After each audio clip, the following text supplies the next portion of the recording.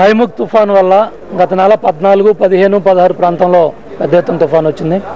అదేవిధంగా నిషా తుఫాను గత నెల 28, 29లో వచ్చింది.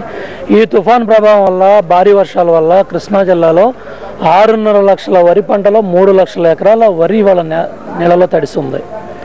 అదేవిధంగా కృష్ణా, గుంటూరు, ప్రకాశం పొగాకు కానివ్వండి, వేరుశనగ కానివ్వండి, మన పత్తి కానివ్వండి, నెల్లూరు కానివ్వండి, నల్గొండ కానివ్వండి, ఇంత పెద్ద ఎత్తున కోస్తా, రాయలసీమ, తెలంగాణ ప్రాంతాల్లో పంట దెబ్బతింటే ముఖ్యమంత్రి గారు రివ్యూ సెక్రటేరియట్లో చేస్తారు, సంతోషం. వ్యవసాయ శాఖ మంత్రి గారు ఇంతవరకు ఏ జిల్లాలో ఏ గ్రామంలో కూడా రైతాంగాన్ని పరామర్శించి మేమున్నాం, మేము ఆదుకుంటాం, మేము కొంటాం. ఎఫ్సిఐ ద్వారా 2003 సంవత్సరంలో చంద్రబాబు నాయుడు గారు తడిసిన ధాన్యాన్ని మొత్తం కూడా కొనిపించి రైతాంగాన్ని ఆదుకున్నారు. ఇవాళ కౌలు రైతు చాలా పెద్ద ఎత్తున అప్పులు తీసుకొచ్చి పంట వేస్తే ఎకరానికి 11,000 నుంచి 15,000 రూపాయలు పెట్టుబడులు పెట్టారు. ఇవాళ మీరు ఓదార్పులు లేవు, కనీసం పరామర్శలు లేవు.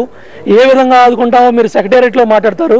ఇవాళ మా వాయిదా తీర్మానం యొక్క ముఖ్య ఉద్దేశం కూడా ప్రభుత్వం నుంచి చాలా స్పష్టంగా ఏ విధంగా మీరు ఆదుకోబోతూ ఉన్నారు, ఏ విధంగా రేపేసే రబీకి మీరు విత్తనం ఇవ్వబోతూ ఉన్నారు, ఎంత నష్టపరిహారం ఇవ్వబోతూ ఉన్నారు, కౌలు రైతుని ఏ విధంగా ఆదుకోబోతూ ఉన్నారు, ఇవన్నీ కూడా స్పష్టంగా సమాధానం చెప్పే వరకు ప్రభుత్వాన్ని మేము ఒత్తిడి చేసి సమాధానం చెప్పిస్తాం.